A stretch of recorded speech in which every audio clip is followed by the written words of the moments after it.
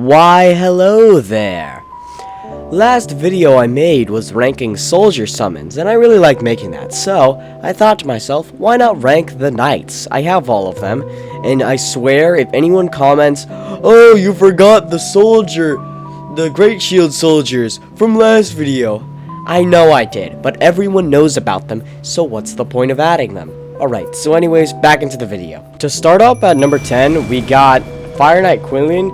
Now, he's the only NPC summon, but somehow he sucks really bad. Even though he has one of the best Ashes of War in the game and is really hard to beat when you fight him without summons, he somehow sucks, even at +7. But at least he can do decent damage, like 200, like he can do some pretty good damage for a single summon, even at +7. But he's just simply not the best knight here, And he gets staggered really easily, like you just saw. So yeah, and he also has quick step apparently. I'm literally just testing this guy out, so yeah. Number 9, Fire Knight Hyetta. Well, anyways, she is only good far ranged, and unlike the other ones that we'll get later, even at +7, she isn't crazy good. And also, she doesn't have that crazy good of attributes. She doesn't have that crazy good of a melee either, which really sucks because unlike the ones we'll see later, she can, they have good close range, or at least decent enough close range. She doesn't have good close range, unless she infuses her weapons, which is only temporary. Number 8, Banished Knight Oleg. One of the two duos, he's actually the worser of the two. Other not like his brother, Evgal, he sucks. I just think he does less damage than his brother does, and don't fact check me on this, but he always feels like he survives less, even though he's doing all this blades and shit. And it also feels like he has less stance than his brother, even though his brother trips on his own shoelaces all the time. Yeah, see, even his special move doesn't even do that much damage, and he's losing to this guy. And this is how you get his brother, who's way better than him. And the way you get Oleg, it's just hell. So why even bother getting him? I don't know, maybe you want to collect them all. But just don't get this guy. Much better summons await you. Alright, so now number 7, we got Black Knight Captain Hugh. Now, he has worse poise. No, he has the same amount of poise as Oleg. It's just he does slightly more damage and can tank more hits because he has better health. But even something like this, a Sanguine Noble, some of the attacks can actually stun him, which is crazy considering how little poise damage these things do. Yeah, but he does crazy damage. Look at this. Way better than his cousin.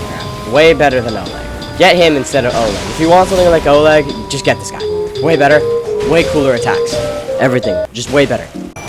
This pains me to say this, but Evgal, he isn't the best knight around, unfortunately. He has low poise, and man, this just hurts to say. He stuck with me through thick and thin, man. He has some good ranged attacks, a different variety of many attacks, but with his low poise and no shield, it's just like he can't move fast, and he doesn't have crazy damage. So, yeah, but he can solo a buff, But that's why he's at number. Now, this is where the femboys are separated from the men, and we are the femboys. Basically, Finlay, she just got the worst version of everything. Really sucks. I mean, she didn't get the spear, so she can't stun enemies. She didn't get that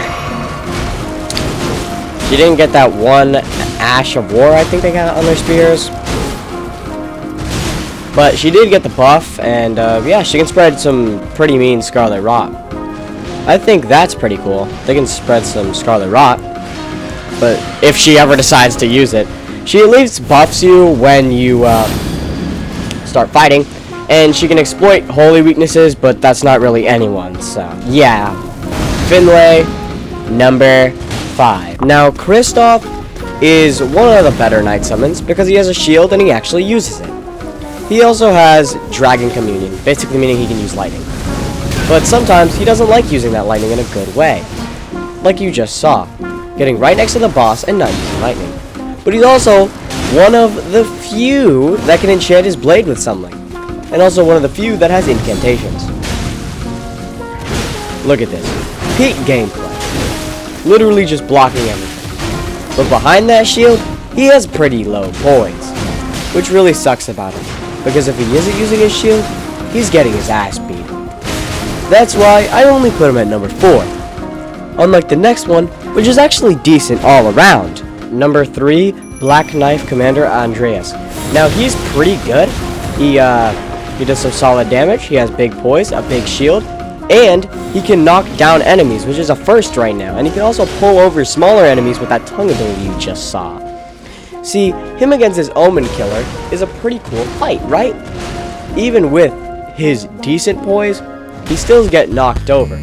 But he can easily push this Omen Killer, preventing attacks, and also stun locking the Omen Killer. But the Omen Killer can also do the same to him, which makes this a very interesting fight. I also agree that this is one of the better ones. A better knight, and yeah, it's pretty good. That's why it's at number 3, and it's way better than the one before it. Kristoff kind of sucked. Now this is a hard decision, but number 2 goes to Olga. And Olga has a unique ability in which he can respond to war cries. Now, it was hard to get him to do this because I roared, and now he was just getting singled out by the boss. But once you roar, he does a roar of his own, boosting his own attack. And when he's far away enough where he has his bow out, he releases a big rain of arrows, which can shred dragons. But unfortunately, in this recording, I couldn't get it, which really sucked. But I think he does decent enough damage. And he also has a big shield, which he can guard, and good ranged options, which gets him at a solid number 2 spot, with also another Ash of War. Yeah, that's why he's number 2. And at number 1, we got Bloodhound Knight Flow. He's really fast, he can keep up with Black Knife Assassins, he has really good bleed damage, and he can dodge. Look, watch, I'm gonna show you his power. Now they can both go crazy fast.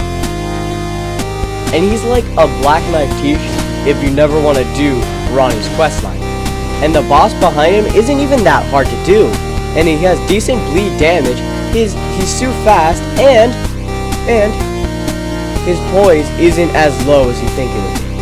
So yeah, I would say he's probably one of the best knight summons in the whole game. And probably top 20 summons in the whole game. Yeah, that's it. I really hope you guys enjoyed the video. I loved making it.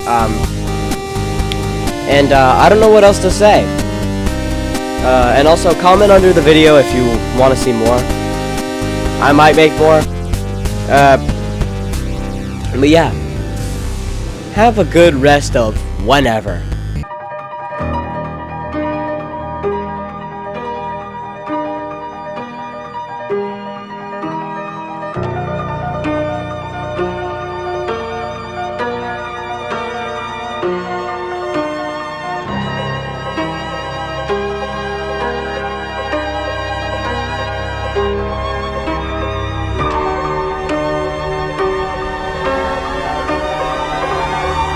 Just need some space. I just need some space. Space. I just need some space. Space.